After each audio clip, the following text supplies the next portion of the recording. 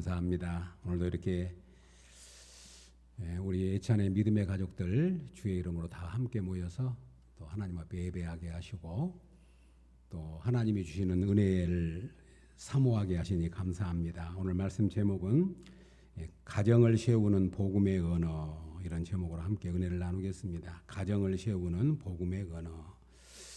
우리 사랑하는 성도 여러분, 이제 오늘도 말씀을 전하는 저에게나 또 말씀을 듣는 우리 성도님들에게나 성령 하나님께서 감동해 시켜주시고 또 생각나게 하시고 깨닫게 하시는 은혜가 있기를 주의 이름으로 축복합니다. 우리가 은혜를 받는 길은 물론 우리가 열심히 해야 되기도 하지만 전적인 하나님의 손에 있습니다. 오늘도 말씀의 은혜가 함께 할 수 있기를 주의 이름으로 축복합니다. 모든 피조물에게 하나님께서 소통할 수 있는 능력을 주셨습니다.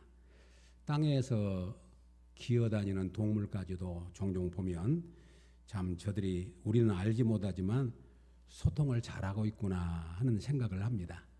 종종 우리가 가다 보면 땅에 기어다니는 개미들도 서로 줄을 서서 뭔가 신호에 따라서 자기들끼리 소통을 하면서 움직이는 모습을 보고, 꿀벌들도 꿀을 모을 때에 자기들끼리 윙윙거리면서 뭔가 소통하고 있는 모습을 봅니다.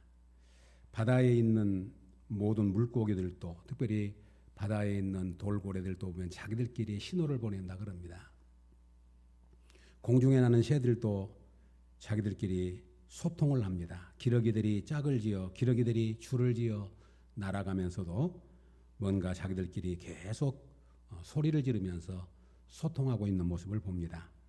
하나님은 모든 피조물에게 소통의 능력을 줬는데, 특별히 하나님의 사람인 우리 사람들에게는 하나님의 형상으로 지음받아 가지고 특별한 소통의 능력을 주셨습니다.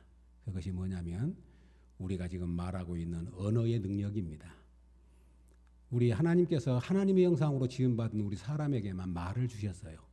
우리 사람에게만 언어를 주셨습니다. 왜 하나님이 언어를 우리 사람에게만 주셨을까? 그런 생각이 듭니다. 하나님을 우리의 언어로 찬양하게 하시려고 주신 줄로 믿습니다.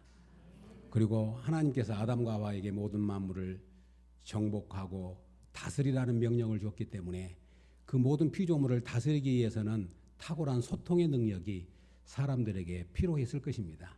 그래서 우리 사람에게는 언어라고 하는 기능을 주어서, 물론 언어라고 하는 기능이 다양한 기능들이 있지만 가장 중요한 기능은 뭐냐면 서로 소통하게 하는 기능인 것을 잘 압니다. 우리가 종종 외국에를 나가서 그 나라의 말을 못하면 우리가 굉장히 답답한 것처럼, 만약에 우리가 말할 수 없다면, 우리가 문자가 없다면, 그리고 서로 말도 할 수 없는 소통이 단절되어 있다면 얼마나 우리가 숨막히는 세상을 살 수밖에 없고 이렇게 우리 문화가 발달하지도 못했을 것이라는 생각을 갖습니다. 더구나 요즘에는 이제 SNS 같은 이런 미디어가 많이 발달했다 보니까 시간과 공간을 초월해서 외국에 가 있는 사람도 늘 소통을 하면 바로 옆에 있는 사람처럼 느껴지잖아요.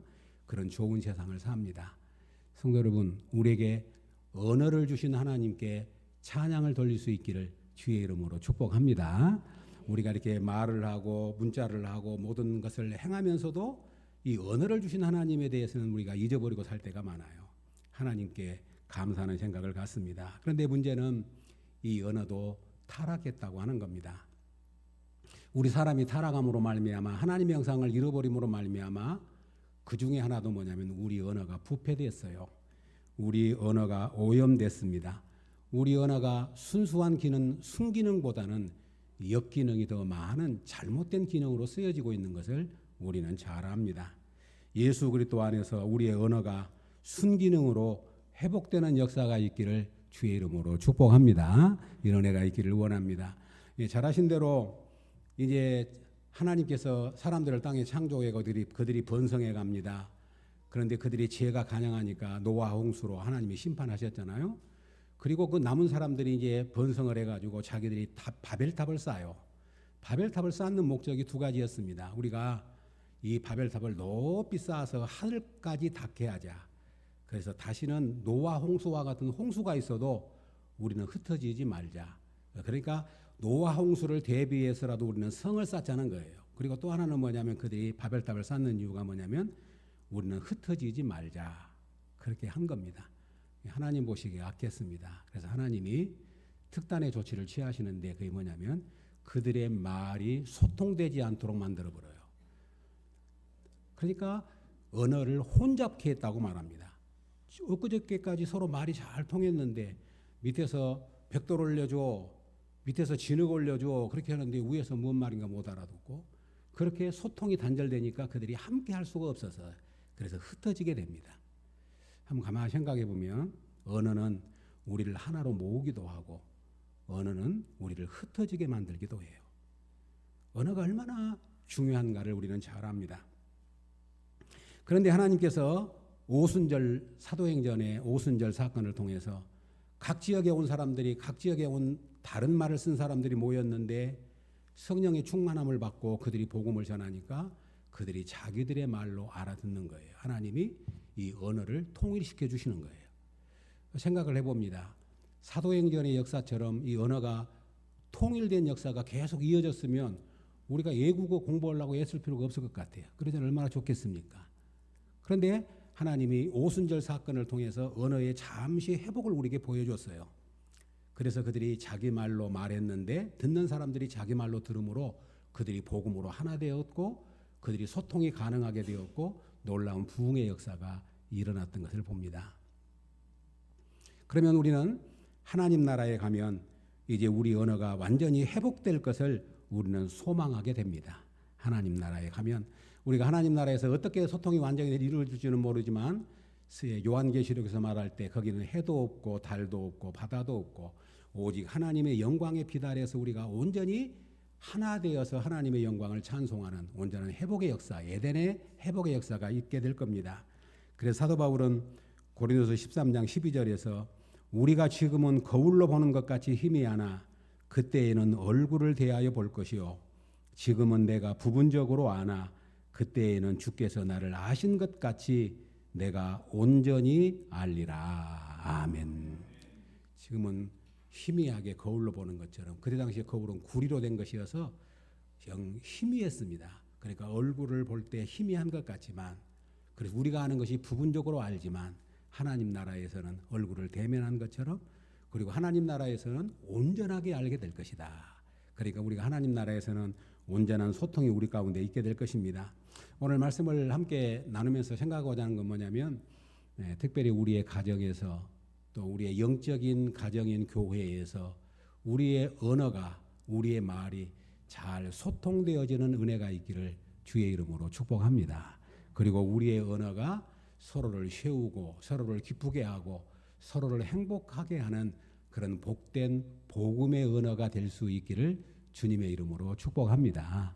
보통 이제 결혼 대상자들을 이야기할 때 그런 이야기를 합니다. 말이 통하는 남자를 만나면 좋겠다.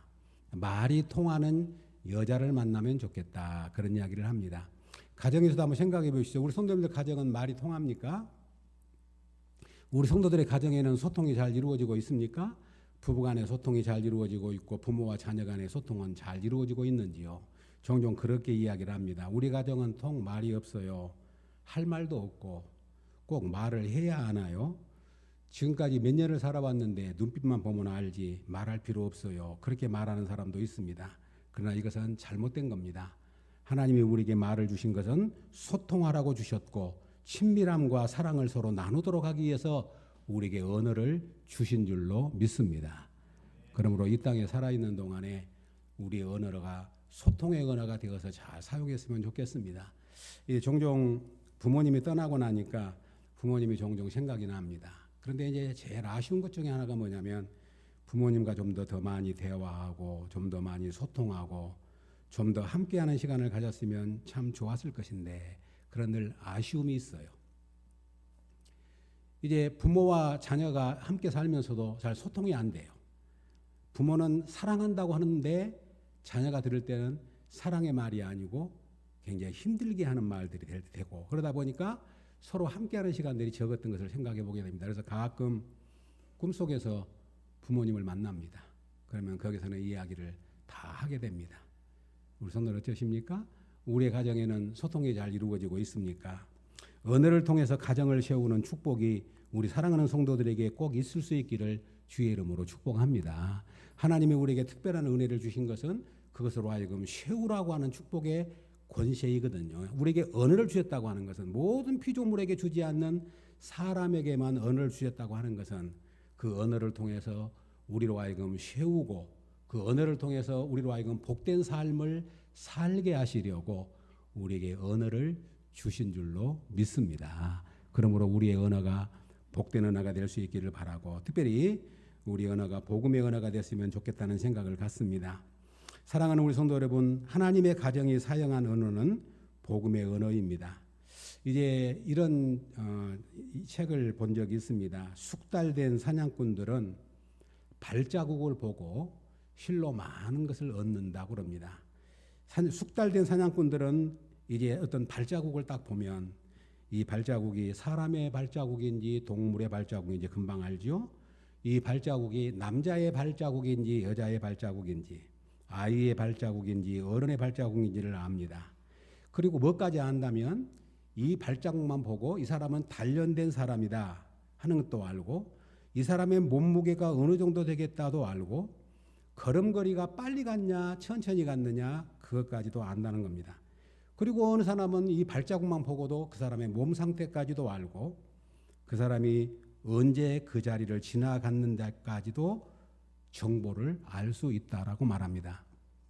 그런데 우리도 한번 가만히 생각해 보면 우리는 그 사람의 말을 들어보면 그 사람이 어느 나라 사람인지 대강 압니다. 식당 같은 데서도 한국 사람인 줄 알고 봤는데 말한 것이 서빙한 사람 말한 것이 발음이 딱 틀리면 아, 제3국에서 왔구나. 그러죠? 말소리를 딱 들으면 그 사람이 경상도 사람인지 전라도 사람인지 충청도 사람인지 금방 짐작이 갑니다. 그 사람의 말을 들으면 남자인지 여자인지 대강 가늠이 갑니다. 그리고 말을 조금 들어보면 그 사람의 직업이 뭔가도 무엇인가도 대강 느껴집니다. 말을 들어보면 그 사람의 성격이 부정적인 사람인지 긍정적인 사람인지를 금방 알 수 있어요. 그 사람의 말을 들어보면 지금 그 사람의 감정 상태가 어떠한지도 짐작할 수가 있습니다. 특별히 우리 믿음의 사람들은 조금 대화를 나눠보면 그 사람의 신앙까지도 알 수 있어요. 그 사람의 신앙의 깊이까지도 알 수 있어요. 그 사람의 영혼의 상태까지도 읽을 수가 있어요. 그만큼 우리 언어는 모든 정보를 담고 있다고 말할 수 있을 것입니다. 그렇다면 우리 그리스도인들이 사용하는 언어는 어떤 언어가 되어야 되냐면 복음의 언어가 되어야 될 줄로 믿습니다. 복음의 언어. 왜냐하면 예수 그리스도를 믿는 사람들에게는 복음으로 구원을 받았고 복음의 중심 가운데 살아가기 때문에 우리의 삶 속에 있는 복음의 언어가 자연스럽게 나와야 돼요. 그래서 우리의 언어가 복음의 언어가 우리의 모국어가 되게 해라. 어느 책에 그런 제목이 나옵니다. 복음의 언어가 모국어가 되게 해라. 그 말은 무슨 말이냐면 우리는 복음 안에 살면서도 복음의 말이 어색해요. 그러니까 외국말을 쓰듯이 그러니까 우리 한국말은 너무 자연스럽게 나오는 것처럼 내가 복음 안에 살면 복음의 언어가 자연스럽게 나와야 되는데 우리는 복음 안에 산다 그러면서도 복음의 언어가 자연스럽지 못하고 어색할 때가 있다는 말이에요. 사랑하는 우리 애청자 성도 여러분, 우리의 언어가 복음의 언어, 생명의 언어, 창조적인 언어가 되도록 그렇게 기도하고 또 그런 연습과 훈련과 노력이 있어야 될 줄로 믿습니다. 한번 깊이 생각했으면 좋겠어요. 복음의 언어. 내가 사용하는 말이 복음의 언어인지. 그러면 이 복음의 언어가 세상에서도 필요하지만 제일 중요한 것이 뭐냐면 가정 속에서 이루어져야 돼요. 내 가정 안에서 복음의 언어가 소통되고 있습니까? 교회 안에서 복음의 언어로 소통되고 있습니까? 우리 사랑하는 성도 여러분, 복음의 언어가 모국어가 되는 은혜가 있기를 주의 이름으로 축복합니다. 복음의 은혜가 어색한 것이 아니라 자연스러운 언어로. 그러면 복음의 언어라고 그럴 때에 너무 우리는 멀리 느껴집니다. 복음의 언어는 바로 첫 번째가 뭐냐면 믿음의 언어입니다. 사랑하는 여러분, 믿음의 언어. 옳은 말보다도 믿음의 말을 하는 사람이 그리스도인이라 그렇게 정의를 내립니다. 옳은 말을 하는 것보다 믿음의 말을 하는 사람이 그리스도인이다. 왜? 우리에게는 믿음으로 사니까. 우리에게는 믿음이 있으니까. 그래서 믿음의 말은 많은 영혼을 살립니다. 말하는 사람을 행복하게 하고 듣는 사람을 행복하게 하고 생명의 언어로 울림이 있습니다. 말은 남습니다. 말은 계속해서 귓전에서 울립니다. 말이 사라진 것 같아도 말은 계속해서 울려납니다. 우리가 하는 말은 엄청난 힘이 있습니다. 말하는 사람에게 힘이 되고 듣는 사람에게 힘이 되고 특별히 언어를 주신 하나님의 기품이 됩니다. 성도 여러분, 우리가 말을 사용하게 되면 그 말을 누가 듣냐면 내가 듣지요. 그러니까 내가 생명의 언어, 복음의 언어를 말하면 그 생명의 언어, 복음의 언어가 나에게 복음이 됩니다. 그리고 다른 사람이 그 말을 할 때 그것이 복음의 언어, 생명의 언어가 되면 듣는 자녀가, 듣는 가족이, 듣는 우리의 이웃이, 듣는 우리 믿음의 가족들이 생명을 누리게 됩니다. 그리고 더 놀라운 것은 복음의 은혜를 사용하면 그 복음을 언어를 주신 하나님이 영광을 받으신 줄로 믿습니다. 말라기서 2장 17절에 이런 말씀이 나옵니다. 너희가 말로 여호와를 괴롭게 하고도 이르기를 우리가 어떻게 여호와를 괴롭혀 드렸나이까 하는도다. 이 말라기 선지의 책망 가운데 하나가 뭐냐면 너희가 말로 여호와를 괴롭혔다. 말로 여호와를 괴롭혔다. 무슨 말이죠? 성도 여러분, 여기서 이제 사람의 표현이지만 우리가 뭐 그런다고 해서 하나님의 괴로움을 당하고 그런 것은 아니지만 우리의 말이 하나님의 기품이 되기도 하고 하나님 앞에 아픔이 되기도 한다는 거예요. 이스라엘 백성들이 말로 여호와를 괴롭혔다는 거예요. 그래서 그 뒷면을 보면 어떻게 괴롭혔냐면 하나님의 성품을 애곡을 해요. 하나님은 좋으신 분이고 하나님은 선하신 분이고 하나님은 의로우신 분이고 그런데 우리 하나님은 뭐 죄를 좋아하고 악인을 용납하고 뭐 어쩌고 하나님의 성품을 애곡을 해요. 그러니까 말라기 선지자가 너희가 왜 하나님을 그렇게 왜곡하느냐? 왜 하나님에 대해서 거짓말을 하느냐? 왜 하나님을 나쁘게 평가하느냐? 그래서 너희가 하나님을 괴롭게 했다. 괴롭게 했다는 말이 뭐냐면 피곤하게 했다. 하나님을 지치게 했다. 하나님을 우울하게 했다라고 말합니다. 사람도 똑같아요. 어떤 말을 들으면 우리를 굉장히 괴롭히고 지치게 만들고 우울하게 만들고 피곤하게 만들어요. 그러나 어떤 말은 우리를 생명을 돋게 만들고 소망을 갖게 만들고 우리에게 능력의 말씀으로 임하게 된 줄로 믿습니다. 그런데 이스라엘 백성들은 못 깨달아요. 왜 너희가 너희 말로 여호와를 괴롭히냐 그러니까 우리가 언제 여호와의 말로 괴롭혔냐 그러면서 반문을 합니다. 한번 생각해 보십시오. 우리는 언어를 쓸 때 그 언어에 대해서 돌이키는 법이 별로 없어요. 내가 한 말을 녹음을 해가지고 우리 성도님들이 한번 내가 한 말을 하루 동안 딱 녹음기를 녹음을 해가지고 내가 오늘 하루 동안 쓴 말이 어떤 말이든지 한번 살펴봐야지. 그리고 녹음기를 되돌리면서 이런 말은 아닌데 내가 왜 이때 이런 말을 했지 그렇게 되돌아보면서 나의 언어를 점검한 사람은 아마 거의 없을 거예요. 제가 감사한 것은 제가 이제 몇 년 전부터 설교를 지금 녹음을 하잖아요. CBS에 녹음을 해가지고 녹음기가 얘가 있습니다. 녹음을 해가지고 보낸 지가 상당히 됐습니다. 그리고 또 우리 또 교회에서 저렇게 영상으로 해가지고 이제 유튜브에 나가잖아요. 처음에 이제 녹음을 하니까 영 부담스럽더라고요. 내가 들어보니까 이거 사투리가 막 나오지 이거 참 설교도 아닌 것 같고 이상해요. 그 조심조심 했는데 친구 목사님들이 그럽니다. 목사님 설교를 들었는데 진짜 어찌 그 용어가 정제돼가지고 자기들도 그냥 설교를 해놓고 나면 엉망일 것 같은데 많이 정제가 된 것 같고 꼭 방송 용어 설교 같네요. 그러면서 나를 이제 칭찬을 막 해줘요. 그게 무슨 말이냐면 우리의 말을 한번 뒤돌아보는 거예요. 내가 살아가면서 내 습관 중에 어떤 언어가 하나님을 괴롭게 만들고 하나님을 피곤하게 만들고 내 가족을 아프게 만들고 내가 아는 사람들에게 상처가 되는 말이 없을까? 내 말투는 어쩐가? 내 억양은 어쩐가? 내가 사용하는 단어는 어떤 것인가를 뒤돌아보고 복음의 언어로 하나님 내 언어를 정결케 하여 주옵소서 고백할 수 있는 그런 축복이 있기를 주의 이름으로 축복합니다. 복음의 언어.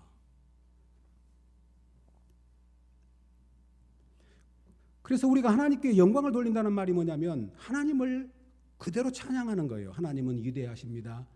우리 하나님은 인자하십니다. 시편 기자를 읽어보십시오. 시편을 보면 전부 하나님은 나의 힘이시오, 나의 반석이시오, 나의 생명이시오, 나의 요새시오, 나의 구원이십니다. 하나님은 선하십니다. 하나님은 위대하신 막 찬양이 이어지잖아요. 그러면 하나님이 기쁨이 되는 거죠. 하나님을 하나님으로 합당하게 대접하니까. 그런데 하나님을 막 욕하고 비난하고 폄하하고 하나님이 하신 일을 못되게 말하면 그건 하나님을 피곤하게 만드는 거죠. 우리 사람도 마찬가지예요. 내가 하는 말이 한번 꼭 점검해 봤으면 좋겠어요. 내가 반응하는 말이, 내가 이렇게 던지는 말이 거짓된 말, 애곡된 말, 폭력적인 말, 부정적인 말은 피곤합니다. 사람을 폄하하고 무시하고 주눅들게 하는 말들이 있습니다. 말 한마디로 행복하기도 하고 불행하기도 합니다. 말 한마디로 성공한 사람도 있고 말 한마디로 망한 사람도 있습니다. 말 한마디로 하는 일을 계속하게 만들기도 하고 중단되게 만들기도 합니다. 우리의 말은 창조의 능력이 있습니다. 하나님의 말씀만 창조한 것이 아니라 우리 사람에게도 창조의 능력으로 말씀을 주셨어요. 그래서 말이 씨가 된다고 말하고 말한 대로 된다고 말하고, 그래서 우리는 말을 아주 믿음의 말로 복음의 말로, 세상 사람들은 모를 수 있지만 우리 하나님의 사람들에게는 이 복음의 언어를, 생명의 언어를 우리에게 회복시켜 주시고 거듭난 우리에게 선물로 주신 줄로 믿습니다. 그러므로 우리가 이제 생명이 끊어지면 우리는 더 이상 말하지 못할 터인데, 살아있는 동안에, 내가 말할 수 있는 동안에 우리의 말이 소망의 말, 살리는 말, 세우는 말이 되어질 수 있기를 주의 이름으로 축복합니다. 이 간절한 소망을 가지고 하나님 앞에 우리가, 하나님 내 언어가 거듭나게 해주시기를 원합니다. 내 언어가 복음의 언어가 되기를 원합니다. 내 언어가 나도 살고 이 말을 듣는 사람도 살고 우리 하나님에게도 찬양이 되게 하여 주옵소서. 사랑하는 성도 여러분, 중국 속담에도 차가운 밥과 차가운 차는 참아도 차가운 말은 못 참는다. 차가운 밥, 차가운 차 마시기 힘듭니다. 그건 참을 수 있어요. 그러나 차가운 말은 못 참는다. 우리가 하는 말에 조금만 신경을 써도, 우리는 조금만 관심을 가져도 우리 언어는 부드러운 언어가 될 수 있고 생명을 살리는 언어로 바뀌어질 수 있습니다. 그래서 골로새서 4장 6절에 너희 말을 항상 은혜 가운데서 소금으로 맛을 냄과 같이 하라. 아멘. 항상 너희 말을 항상 소금으로 맛을 냄과 같이 하라. 집에서 음식을 만들 때에 자꾸 먹어보면서 간을 맞춥니다. 짜냐, 싱겁냐. 그런 것처럼 우리의 말을 소금을 치듯이 간을 맞추듯이 우리의 말을 은혜로운 말로 항상 그렇게 점검하라고 우리에게 교훈합니다. 사랑하는 여러분, 우리 사랑하는 성도님들이 믿음으로 살고 복음으로 살고 세상 사람들과 비교할 수 없을 만큼 선한 말을 사용하지만, 그럼에도 불구하고 하나님, 우리가 사용하는 언어가 복음의 언어가 되게 하셔서 믿음의 언어, 사랑의 언어가 되게 하여 주옵소서. 그래서 소금으로 맛을 냄과 같이 우리 언어를 듣는 사람들이 참 맛있다, 그 권사님 말을 들으면 참 재밌고 맛있어, 너무 기분 좋아, 그런 언어가 될 수 있도록 우리가 하나님 앞에 기도하고 간구할 수 있기를 주의 이름으로 축복합니다. 그래서 다윗이 기도합니다. 내 입에 문을 지켜주시고 내 입술에 파수꾼을 세워 주옵소서.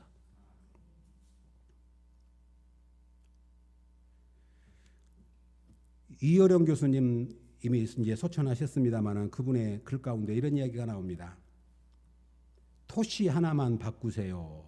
그런 제목이 나오는데 그대로 읽어드리겠습니다. 이렇게 이야기합니다. 우리 속담에 어다르고 아다릅니다. 우리가 쓰는 말 가운데 토시 하나만 바꿔도 엄청난 차이가 납니다. 모든 행동에 나를 붙여서 말하는 사람들이 많습니다. 밥이나 먹을까? 잠이나 잘까? 음악이나 들을까? 어떤 말이든 나자가 붙으면 시든 꽃잎처럼 금시 향기를 잃어버립니다. 금세 퇴색해버립니다. 밤낮 잠이나 자고 밤낮 싸움이나 하고 밤낮 컴퓨터나 하고 밤낮 게임이나 하고 그러나 토시 하나를 바꿔보세요. 나를 도로 바꿔보세요. 생각이 달라집니다. 죽었던 것들이 싱싱하게 살아나는 것을 경험합니다. 장난도 잘한다. 컴퓨터 게임도 잘한다. 싸움도 잘한다. 믿음 생활도 잘한다. 찬양도 잘한다. 기도도 잘한다. 교회도 잘 다닌다. 토시 하나만 바꿨는데 시들어진 꽃잎이 아니고 향기가 나는 생기가 돋는 그런 말로 바뀐다는 겁니다. 우리 애청자 성도 여러분, 복음의 말로 우리 언어를 바꾸게 해달라고 하나님 앞에 구할 수 있기를 주의 이름으로 축복합니다. 복음의 언어는 믿음의 언어입니다. 믿음의 언어만이 우리에게 소망을 주고 우리를 살립니다. 복음의 언어는 사랑의 언어입니다.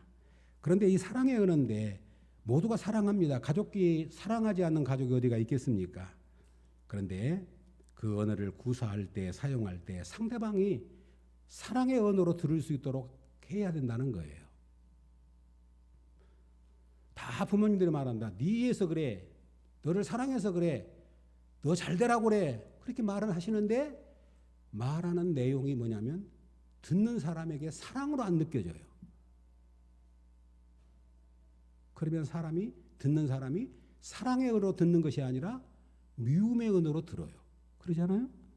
그러니까 말을 할 때에 내가 하고 싶은 말을 하는 것이 아니라 상대방이 사랑의 말로 그렇게 들을 수 있도록 말하는 것이 중요하다는 겁니다. 그것이 뭐냐면 복음의 언어예요.